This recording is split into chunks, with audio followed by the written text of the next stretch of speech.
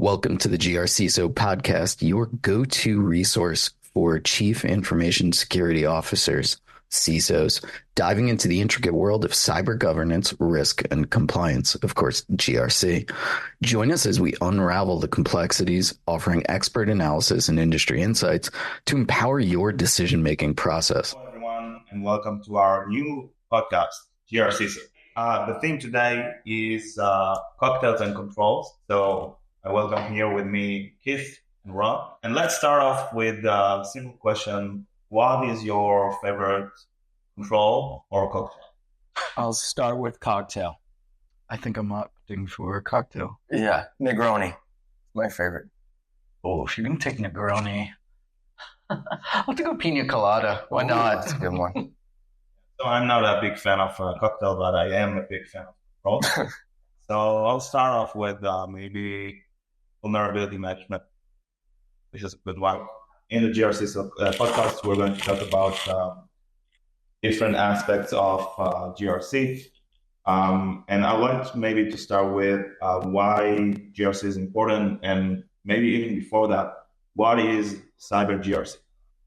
So it's new, and I think that's the most interesting thing about it. There's still room for the definition, right? And as we're out there speaking to the practitioners out in the world, it's really interesting to begin to see this convergence. And I think for the longest time, compliance has been a little on the outs with the rest of the business. There's been a little bit of the pester stigma about compliance, and or the we just have to deal with this, or I don't feel like dealing with this issue with compliance. And there's this really interesting trend of late where compliance is starting to have the day in the sun, and the recognizance that this is actually a key component to enabling you to deliver your product to your customers in a secure manner, to enabling you to much more nimbly deal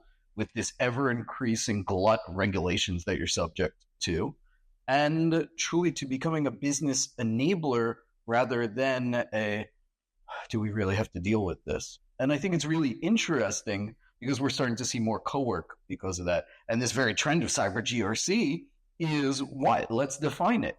It really is compliance beginning to have a specialized domain being housed within cybersecurity teams and reporting up through the CISO, as opposed to being housed in the basement, reporting to a compliance officer that could not care less about cybersecurity. So it's starting to become, dare I say, almost a little sexy in compliance. And that's something that we might not have even thought to ever say a couple of years ago. Yeah. Isn't this the most sexy thing? Yeah. What do you think? No, but I also don't think that it's wildly separate from security. You know, if you're doing your security stuff right, then why are you so concerned about the compliance and the audit, right? I understand to a certain extent you should be, but in my mind, it's a check, right? To make sure the things that you're already doing are there. So if it's a fire drill, I think that can be an indication that you really need to look at your security program and how you're managing it so that these things don't become fire drills. Because if you're doing it right all year long, then when the audit and the compliance check comes around, you shouldn't have to be overly concerned about it. Yeah, I see it's just one component of the GRC, right? So as I said, you have like three main components. Right. Okay, so first is governance. So governance is all about designing, building, and maintaining, I would say, your security program to meet your business goals. Okay, this is something that is very hot right now. Okay, so we have many CISOs and security teams that have to start building their security program from top down. Right. This is what I think, but maybe we'll talk a little bit about that also. So you have to govern, to define the policies and the cyber strategy for your organization. So this is governance. Risk management is all about identifying, assessing, evaluating, treating, and mitigating, also monitoring actually risks, cyber risk. Again, it all starts with the business context. And you have the compliance, which is meeting rules, regulations, standards. So if I take the GRC and someone, somewhere throughout the history, actually decided that those actually three things will be together. And I think it makes sense because together, if you look at it, it's like holistically designing, building, maintaining, if you can also automate it, but that's another topic, your security program in a holistic way. Right. Because, there are so many tools, there are so many different, security tools, security problems, security domains, right? You have incident response and IAM, right, and AppSec and availability, continuity, business continuity. So for me, Cyber GRC is an holistic journey for the security team to build, design their security program, and then we can delve into the different, domains. Right. And this is what I like again in GRC and Cyber GRC, because you really have to think like CISO, right, or an attacker, by the way. Yeah. And think about the whole security program. Right. So who should have this, right? So I'm a 30-person company. I'm a manager of security. I'm a CISO at a 500-person company. If there's anything we've seen, it's that this is brand new. It's not fixed. There's no template. Every company we encounter is doing it a little bit differently, but what are we saying? What do we think? Where should it be? Yeah, I think that you touched a very interesting point, because the problems that startups have are pretty much different from the problems that mid-sized enterprises have. So there is some crossover. For example, let's talk.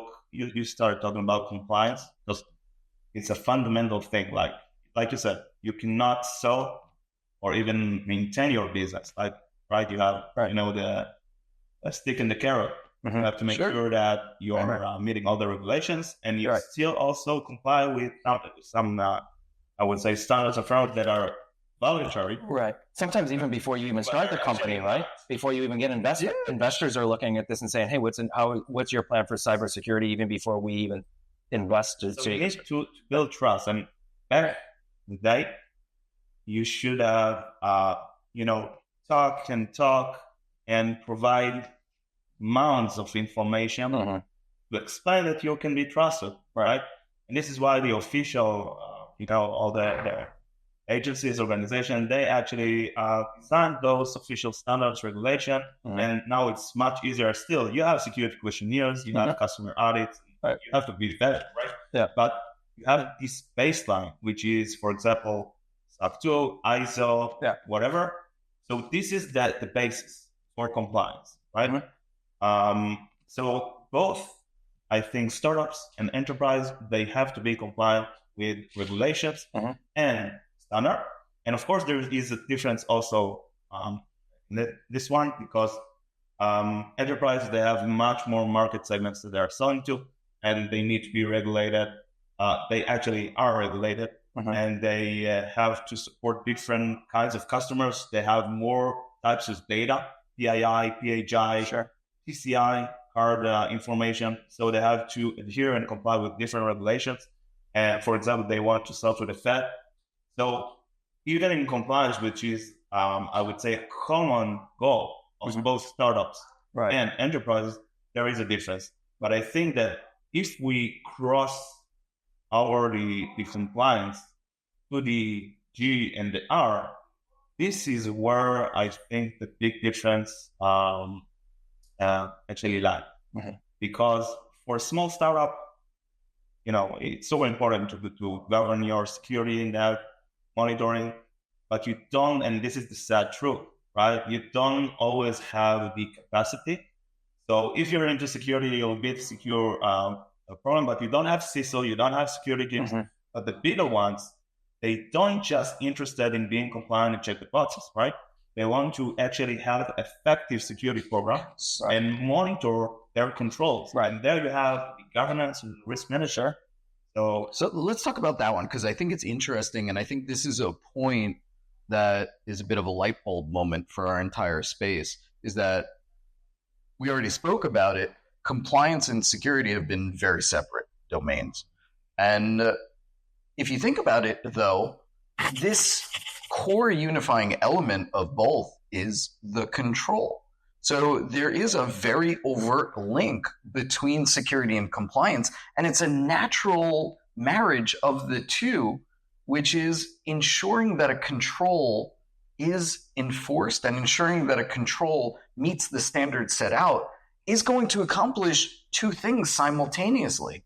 It's going to, number one, get you closer to whatever certification or attestation you are seeking, but even more importantly, understanding the real-time status of where this control is at any given point is a security-oriented philosophy. And that is not only telling you that you're good with something, it is, if you look at it, a proactive enforcement of closing gaps. Yeah. And making sure that you're not subjecting yourself to an attack vector. This is a natural marriage. So why has this been separate for so long? Yeah. But I wonder, though, where do folks get started? Like, how do they even, as we all know, right, the environment is just getting so much more diverse, right? There's cloud, there's on-prem, the hybrid, multi-cloud. Are all controls created equal? As a CISO, should I care about certain controls more than others? And how do I determine that? And how do I get a handle on the influx of controls that I have as my environment continues to grow? I take on more cloud, I take on more. Yeah, I think there's a couple of different ways, right? What is a CCF? And there's a lot of things you can go do. You can go get Adobe CCF as a starting place. And I think nobody's really left without a referent in our space. There are so many extant frameworks that it's really easy to get a starting place. You can go get amongst a plethora of software tools, like Cypago, that has these things out of the box that you can then go get started really, really easily. Right. What you can do is start to add and refine as you go on with the basis of potentially even some aspirational frameworks that maybe you start with SOC 2 and you're starting to eyeball ISO 27001 for your upcoming expansion into a EMEA that your sales team is planning on. And you start to adhere to some of these ISO controls before you're actually seeking this ISO certification. Right. So it's something that I think there is a fairly well laid out starting point in the rate. When you build your security program, you start with 15, 20, 25 policies around different areas in your cybersecurity program. And then in order to make sure that you adhere to those policies, so you put controls in place, which are kind of a safeguard for you to make sure that the policy is really adhered. So I think one difference, talking about the difference between startups and enterprise, at startups, they start with a compliance because they don't have most probably security program, they don't have policies, they don't have controls. Right. They're struggling with wondering if they're going to even exist a month from now. And in order to exist, they need compliance and fast, because otherwise they cannot solve. Well, it's a representation to the outside world that they are actually someone you'd even consider doing business with. So in this case, I would recommend them to start off with SOC 2, etc. Yeah, they can embrace these roles, these requirements. And it will be is that the place to start? I mean, I guess, we're of course in our little universe of software companies. So SOC 2, of course, great if you're a software company and selling products. But the little outside of technology startup, maybe there's other ones too. And there are other people. Right. The idea is that those startups, it helps them to be fast. Right. And it serves as a basis for their security program to be. Right. But in enterprises, in what we see, so it's a little bit the opposite. They start with their own security program. Yeah. Right. And this is what you said about the control. This is the common ground. Right. So they have their own universal unified security program, unified controls framework, common control framework. There are many different names for this, but it's a set of, let's say, hundreds of controls that you have across different domains. Access control and access control confidentiality, vulnerability management, incident response, whatever. And then you map them to the different compliance frameworks that you have to comply with. So as we see it, because we talk with CISOs all the time, right? This is our job. Right. And when we hear Every day. they want to use their security to build their security program and to be able to map those controls, and mapping is a key thing here to the different regulations and standards in front that they have to be complied with. Right. So there is the line, like you said, the controls are common, but they can serve for two different things: for their own security program, and also to check the box and make sure that they have their compliance report, certification, assessment, whatever. Yeah. So I think that it's common both in startups and enterprises, but the focus or the starting point is different. Right. So the key here is the mapping, and the maturity. And this is why, by the way, I think that I would recommend any enterprise, and we see it. Yeah. They're not just want to have their SOC tool. Yeah, it's super important. Sure. But they want to have to manage their policies in a centralized place. They want to build a risk assessment program. Right. They want to connect that to the controls. Right. They want to have the findings. They want to build a holistic, back to the cyber GRC definition, holistic, I would say, program for their security. And part of it is compliance. So I wish, best wish for startups is for them to evolve. Right. Start with, I would say, the compliance, and evolve to a way that the focus is their GRC as a whole. Right. And compliance would be a very important part. So would you think it's, would you stand behind the statement of that the startup, you can start with the SOC 2, ISO would be a good starting place if you were to say, hey, I want to start with some control. Prescriptive, right? Or, and then, mature from there. Those are table stakes. Well, let's go back up. What's the important thing? That you start to think around the idea is that complying with a framework, even if it's your own, is a really solid foundation to your security program. And I think that's a relatively new thought process, which is what was relegated before to the domain of complying and getting it out of the way can actually be the basis for your entire security program. That's a new line of thinking. And I believe this is why this has become a sexy way of doing it. And the problem today, and we see it all over, again, like the security market is not like a new thing. You have so many tools. For example, let's take SOAR, XDRs, SIEMs. They don't have the context. So they're very good at what they do. Okay, so if you have logs, you have EDRs, you have your playbooks to run for the incident response. Okay, but what's the context? How does it relate to your security program? To your policies, to your controls, to the frameworks, to your security program. So, it's something that does not exist. So this context, many security tools, they're using the word context. So it's in context analysis. But the context is not something that is necessarily just tactic one, I would say. The context, in most of the cases, you have to understand the wider context. So same as you need to have the wide context of a city, how does it impact your business, the risks, etc. Data, which data? Do you ever use those tools? So same is for everything you're doing in your security program, and you have to see it as part of the plan program. And the lack of visibility, it's got to a point that you do many things in a not so efficient manner, and you don't see your end goal, your business goals, your business, the impact on your business. So you're actually catching about different tactic objectives, disparate or different tools, and you don't have a plan for your security program. Then you can miss very critical things. Yeah, you end up being much more reactive than proactive in a scenario like that. So let's talk about something I think really related to this, which is, I'm a CISO and I'm not a CISO, sales guy, but Yahav, if you hadn't started Cypago, maybe you'd be a CISO somewhere. I want to do this. This is a new domain. How do I convince my CTO? How do I convince my CEO? How do I convince my board that I need to go spend some dollars on this? That may otherwise have enabled my company to go hire another developer. Why is this so critical? And how do I actually make the case for this thing that is new? Good question. And actually, throughout my career, I actually built some security programs for,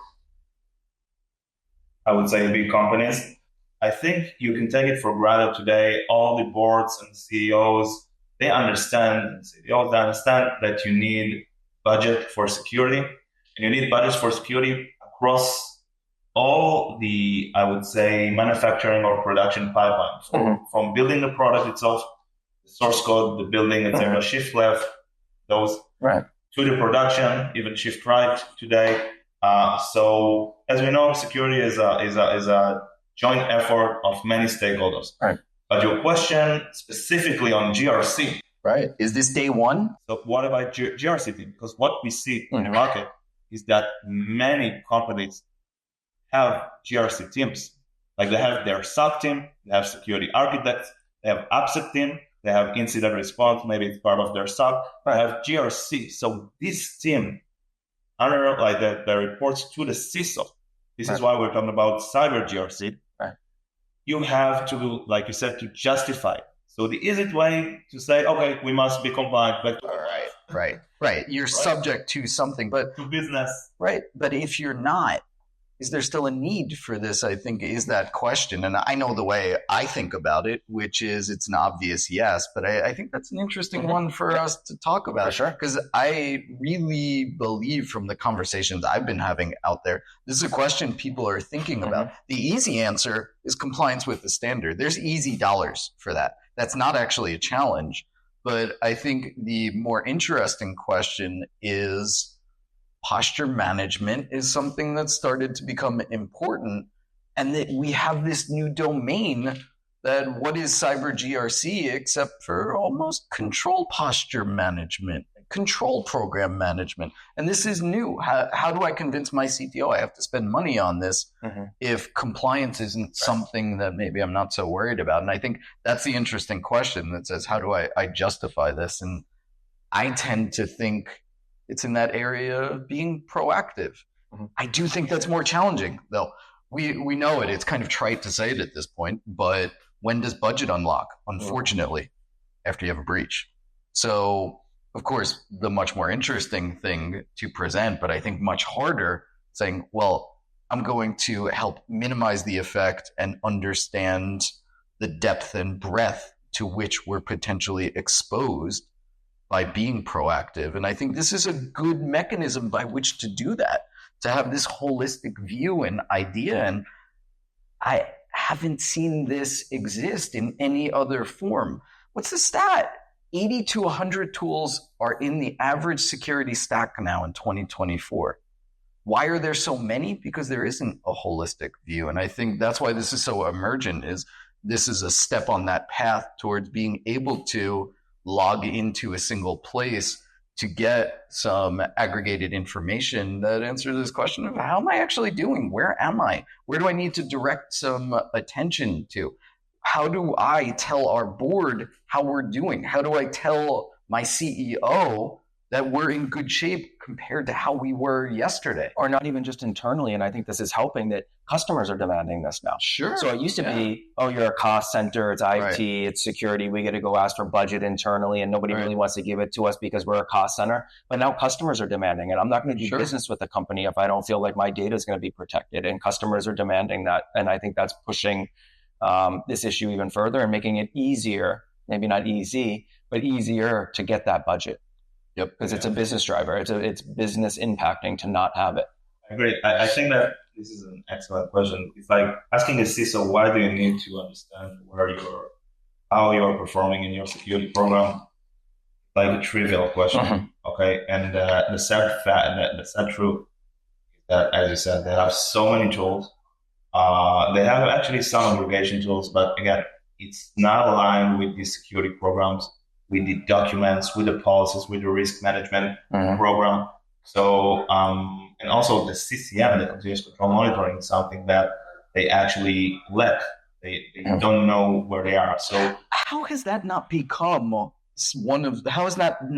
like SIM? is my question. To me, it seems like such an obvious answer is that controls are the basis of my program. I need to understand how my controls are doing. So this boggles my mind.